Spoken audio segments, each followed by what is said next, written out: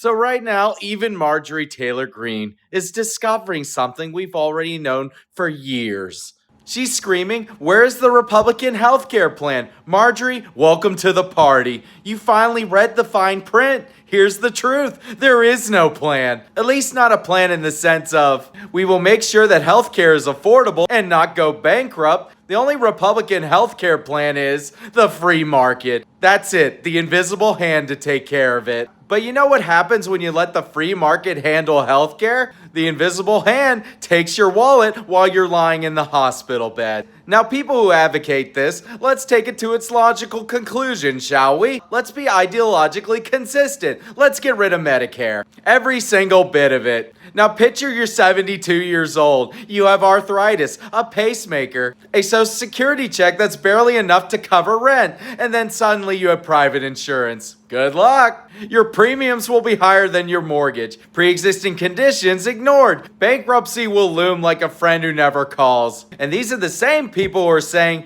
let the free market fix everything. Older voters are literally voting for policies that will hurt them the most. And if you point this out to someone, they will then say, but I paid into Medicare. I earned it. Yes, you contribute about $160,000 over your life. And you're going to take out about $500,000 in your care. That's socialism, folks. That's not a magical individual savings account. That's all of us chipping in for everyone. And you love it because it's called government health insurance. And suddenly, it's a horror story. The Affordable Care Act tried to help. It said, okay, make sure people can buy insurance. But that doesn't fix the real problem, the prices themselves. We were supposed to have a public option, a government plan to compete with insurance companies and to help keep costs down. But insurance and lobbyists said, we can't have competition. So a public option disappeared, leaving the same greedy middleman running the show. Only with more customers. We insured more people,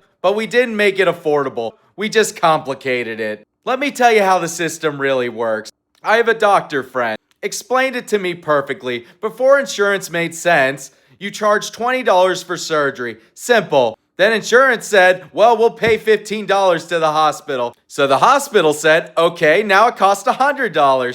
Insurance will meet them somewhere in the middle now. Patients, you're stuck with the rest of it. And over time, this became the standard. Hospitals and insurance companies are in cahoots, overcharging, underpaying, and the patients are just left holding the monopoly money bill. And don't even get me started with price transparency. Hospitals, in the name of transparency, post prices online. Great, but there's 3 different prices for the same procedure. None of them match your bill. The final bill changes after insurance reprices it, and the facilities fees, and the processing fees. A fee that they just started that they simply made up. That's not transparency. It's theater, performance art. Healthcare is not the market. You don't get to compare Yelp reviews when your kid can't even breathe. You just hand over your insurance card and hope the system isn't lying to you.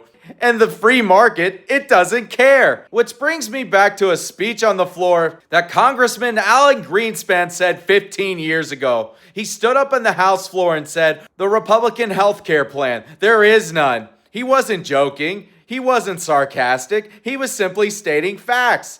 There is no plan, just the market. It works for iPhones, it works for Uber rides, but it doesn't work when your appendix bursts. So yeah, Greenspan was right. Even Marjorie Taylor Greene is now discovering this firsthand. The Republican plan is, don't get sick. And if you do get sick, make sure you have a GoFundMe that goes viral. Until we stop pretending healthcare is a business and start treating it like it actually is, which is something no one can do without, so we should all collectively pitch in for one another. The invisible hand in the American healthcare system only reaches for one thing, your wallet, while you're trying to hold on to your life.